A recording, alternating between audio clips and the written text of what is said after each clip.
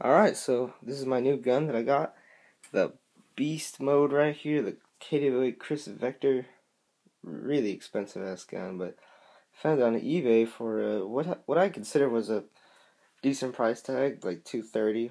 But I neglected the shipping. I mean, I knew it was there, but I neglected it, and it came around to like $273, which was almost all my money in my savings for the VFC Scar. So I got this instead of the Scar, since there were like none going on eBay at the time. I got this to pass the time, and I'm gonna play some Airsoft with it, since it's a really beast gun and it never really skips a beat, unlike all my other shitty guns. If this is new to you, you didn't catch the cool action video I made of it, and that was sort of I did that as a surprise instead of doing the welcome to the arsenal video like I'm doing right now. But this is the welcome video, but check out that cool shooting video. You'll actually get to see it shoot. So videos to follow suit with this gun will be like maybe Vector vs MP7 in the backyard with the Zodiac, but he's really lazy, so I don't think he'll do it. And also the full-length review, which should be interesting.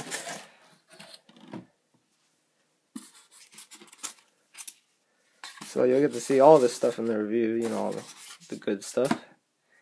And here's the Vector.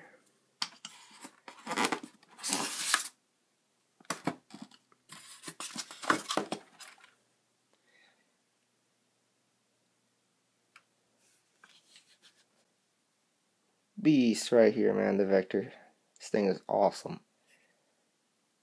It's expensive as hell, though. This thing like took all my money, so I don't plan on keeping this, but every time I ever pick it up, I change my mind about that.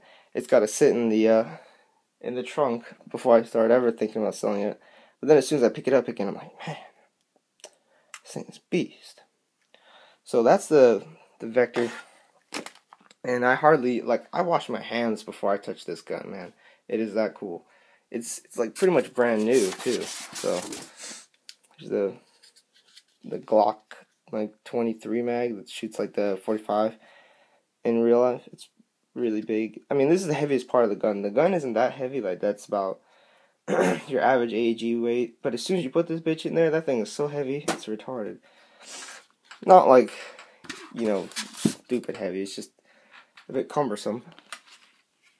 But yeah, this gun is pretty awesome. And a lot of it is stiff because it's like for real training.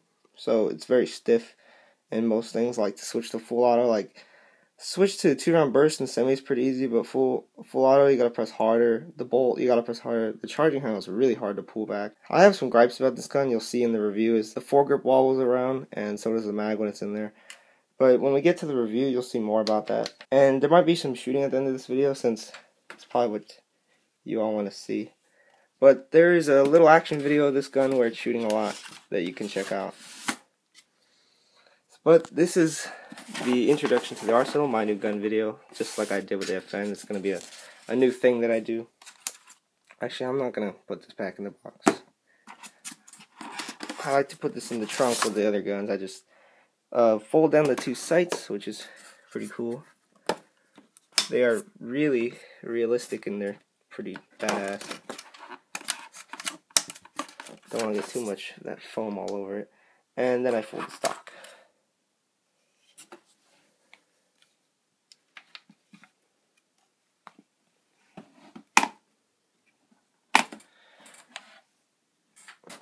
And it's got a cool box too. It's a really cool box. What's coming up is I still have a lot of footage from the KRISS USP video that I made, and I did a lot of close-ups of it, and I figured out that I can actually make a review of it without actually having the gun anymore. So I'm going to do a voiceover review of the KRISS USP probably right after this. I got to gather all the media that's no longer on my computer. So this is also an update to the Arsenal video, and maybe a hint at all the videos I plan on making over the summer. I want to do Vector vs MP7, I want to do FN vs FN. I want to do another Arsenal video since, there's new things like the Vector and the Glock and two-tone since the last Arsenal video that's changed. So for the sake of the update, I'm going to start with the FN.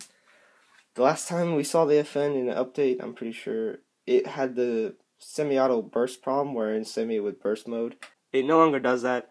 Instead, what it does is it'll barely shoot semi. Like you gotta really slowly pull the trigger like to there, like really slow, and then if you go too far, it'll just wind the motor and it won't do anything. Full auto is kind of a hot mess right now. Like it's the BBs will like fall on the ground, or sometimes they won't come out. It's just a mess. And I've considered selling this gun on multiple occasions because it's been shooting so bad, but I plan to do the FN vs FN, and if that goes well, I'll see about keeping it. The Jelly Spreader, last time you saw it, it was shooting great, and it still does. Like I said in the Airsoft unboxing, the Airsoft autopsy for the JS when it broke, the motor cage broke, and I got that G&G one. Took a lot of heavy modifying to get that thing to fit. Sanding of certain parts to get the motor cage to fit, and it fit, so it started working again. But I had that terrible trigger stick issue where the trigger gets stuck from going to semi to full auto, and then if you go back to semi, the trigger pull will get really heavy, and then it'll get stuck on full auto and just start firing on its own on full auto like a madman. And then originally, well, actually, there's a story behind this. My original jelly spreader that I bought did that. I sent it back, and they gave me a new jelly spreader. So the new one did again, but it wore off. So it was kind of like a new gun thing that just had to break in with this gun, where it would shoot full auto by itself non-stop until you unplug the battery.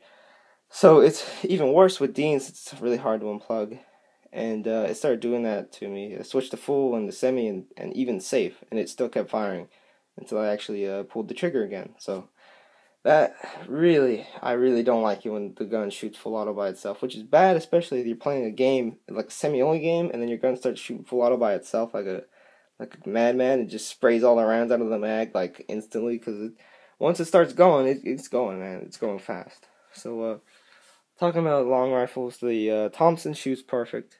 Every time it does the thing, which is really rare now, where it stops firing. You just gotta open it up and rebend the trigger contacts for a tighter fit, and it'll work again. So Thompson works fine, works great. P22.6 works perfect now that I actually had to file the slide lock to make it a bigger hole, because it was wearing down and it was just sliding right past it. See, look at the locks now. Before, it was literally not locking at all. Yeah. So that gun works perfect, so I'll be using that in conjunction with the Vector probably. And my other option for the Vector is this gun as a secondary. The KRISS Glock 23F doesn't shoot full auto anymore. It just spews all the gas out and gets stuck halfway. I mean, it gets stuck and safe, and then the thing half-cocked. So it's kind of annoying that full auto doesn't work. It's the bread and butter of the gun, you know, that's why people buy it, but it doesn't work. Semi-auto works just fine, especially with the Glock 19 mag and the extended mag. So semi works, and this is, to be honest, this is the most fun to shoot out of all these guns. So if I do an Arsenal video or anything to do with this, I'll chrome it again so you can see a shinier version. The Glock 19, I think I never really said in an update whether or not I got it to work, but this gun works flawlessly. Probably works better than the 23F does, and it is solid too. Like, the 23F actually isn't as tolerant with the rattling as this gun is, and it is like almost brand new, which is always cool to get a gun like this brand new for only $40 from my good friend. So that's cool, and it shoots wonderfully, and it's quite interesting what happened to it, and this is going to help some G19 users. Even though that part is broken, it still works, which is good. I think there's actually a high flow because it's got a pin and not just a flat button like the 23F. So what was wrong with it was it would shoot like maybe once and then spew the gas out.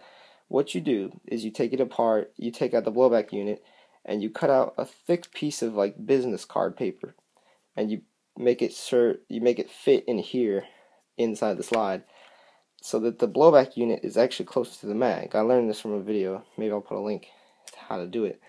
And that actually fixes the gun. So this $40 gun, which was said to be broken, and he said all you needed was the mag, just with a piece of paper made it start working again. So I did the same thing to the Zodiac's gun because it was doing some clunking.